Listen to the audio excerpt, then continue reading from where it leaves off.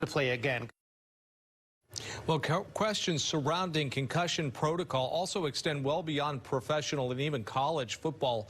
CBS 12's Dylan Huberman checked in on the prevalence and procedures regarding head injuries in high school football.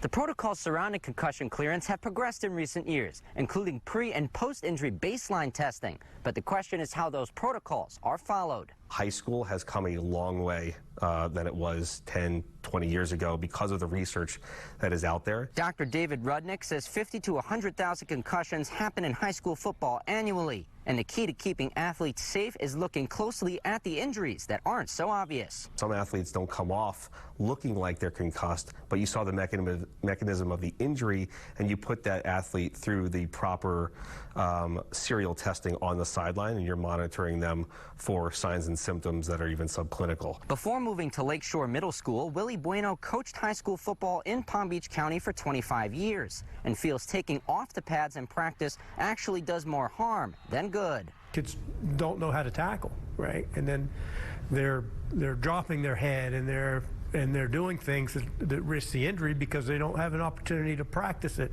every day. But in his 25 years, things have gotten much safer. There was no set procedure. It was just kind of, that's part of the game, right? You got your bell rung, get back in there and go. Nowadays, he says there's an important difference between high school and other levels of the game. Ultimately, you're the parent and you have the final say.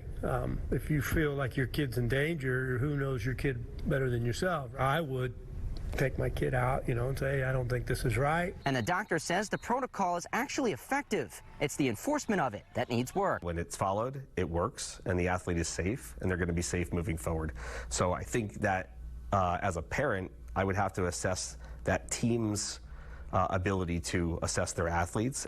Both men say they have never seen and don't expect to see a doctor's judgment be clouded by coaches to keep an injured player in a game. In Palm Beach County, Dylan Huberman, CBS 12.